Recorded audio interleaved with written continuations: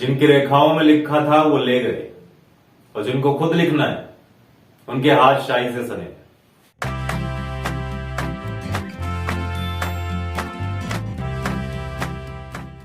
Last lecture video में अपने start किया था मानव रोग या ह्यूमन डिजीज। ये रीड के सिलेबस में दिया हुआ है जनरल साइंस के रूप में। इसी तरह से यही चैप्टर, यही टॉपिक है वो +2 बायोलॉजी के अंदर भी मेंशन किया हुआ है। छोटा सा टॉपिक है, एक अलग से चैप्टर बनाया हुआ है इसके लिए।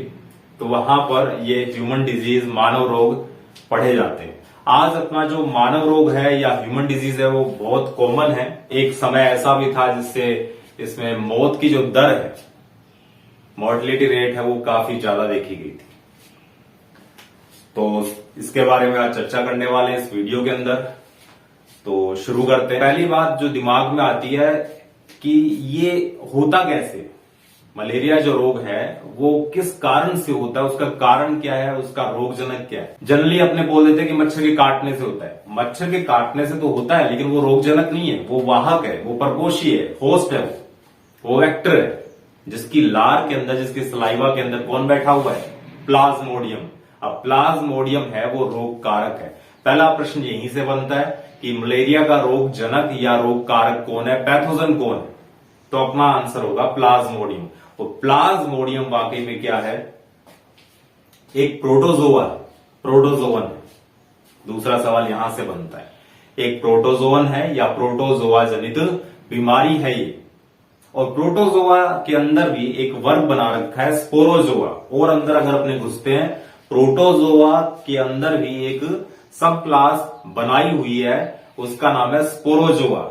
और उसी के अंदर रखा जाता है किसको, प्लाज्मोडियम को। किसको रखा जाता है, प्लाज्मोडियम को। तो प्लाज्मोडियम वाकई में क्या है, प्लाज्मोडियम प्रोटोजोआ है, या कह सकते हैं प्रोटोजोआ के अंदर एक और वर्ग बना रखा है जिसको अपने बोलते हैं स्पोरोजोआ। यहां पर ये दो प्रश्न अपने कंप्लीट हुए।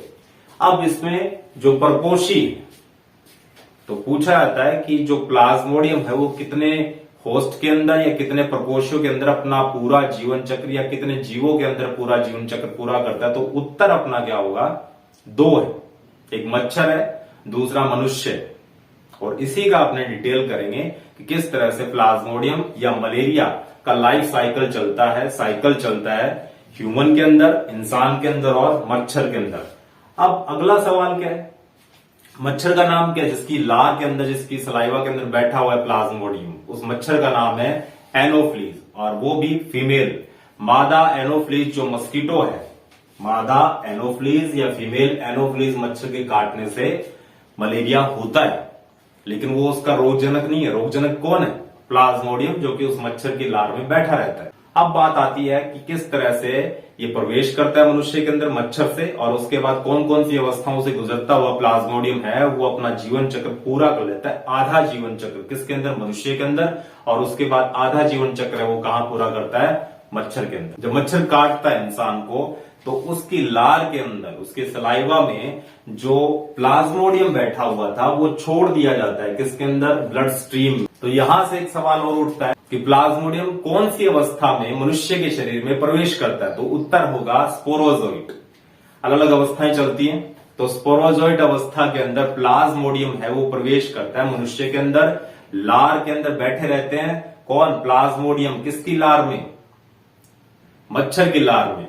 और जब मच्छर की लार में कौन सी अवस्था में बैठे रहते हैं, अपने बोलेंगे स्पोरोजोइट अवस्था में। और उसी अवस्था में वो प्रवेश करते हैं किसके अंदर, मनुष्य के अंदर। और सबसे पहले वो खून के अंदर घूमते फिरते कहां पहुंचते हैं, जो प्रथम अंग है जहां पे वो अटैक करते हैं वो कौन सा, लीवर, जिगर, यकृत। तो यकृत वो पहला अंग है जहां पर वो अटैक करते हैं कौन, स्पोरोजोइट। तो ये स्पोरोजोइट लीवर में प्रवेश करते हैं। तो बाउंड्री पे जो पेरिफेरी है किसकी, यकृत की, लीवर की, वहां बाउंड्री पे एक सेल का सर्कल बना होता है, एक बाउंड्री बनी होती है सेल की, उसको बोलते हैं कुफर सेल्स। उन्हीं कुफर सेल से एंटर करता हुआ वो यकृत की कोशिकाओं को प्रभावित करता है कौन, स्पोरोजोइट। लीवर सेल में पहुंचने के बाद में ये स्पोरोजोइट है वो अपना मल्टीप्लीकेशन करना स्टार्ट कर देते हैं, यानी गुणन करना प्रारंभ कर देते हैं। और यहां पर जनन होता है अलैंगिक जनन, जो कि एक तरह से विभाजन ही समझो, जिसमें एक कोशिका, 2 कोशिकाओं, फिर 2 से 4, 4 से 8, 8 से 16 कोशिकाओं में टूट जाती है।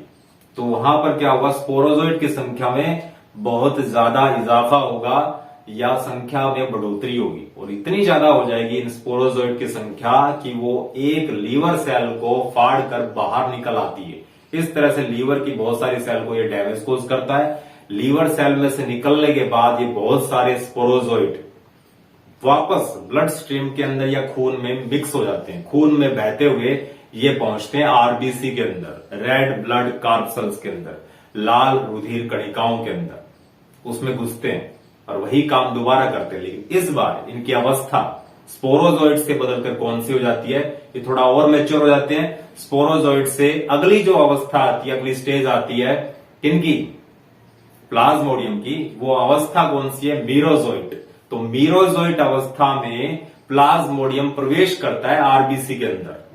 आरबीसी के अंदर प्लाज्मोडियम मीरोजोइट अवस्था में प्रवेश करता है। वहां पर भी वो गुणन करना प्रारंभ कर देता है। एसेक्सुअल रिप्रोडक्शन होता है प्लाज्मोडियम का, अलैंगिक जनन होता है, संख्या में फिर से बढ़ोतरी होती है, आरबीसी को फाड़कर बाहर निकलता है।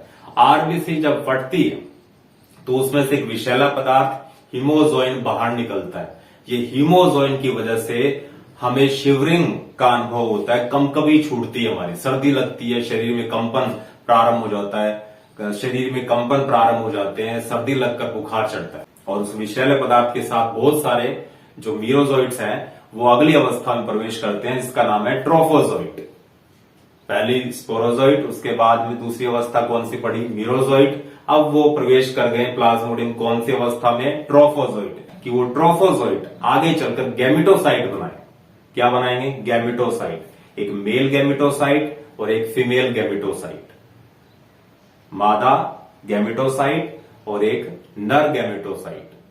अब इसी अवस्था में जब इस डिजीज्ड पर्सन को, जिसको मलेरिया हो गया है, उसको दोबारा से कोई मच्छर काटता है, खून पिएगा, तो उस खून के साथ ये मेल गैमेटोसाइट और फीमेल गैमेटोसाइट प्रवेश कर जाते हैं किसमें, मच्छर के अंदर, और वो मिडगट में जाते हैं। मच्छर की जो आंतें होती वहां पहुंचते हैं। वहां पर मेल गैमेटोसाइट और फीमेल गैमेटोसाइट से विकसित होते हैं कौन, मादा युग्मक और नर युग्मक।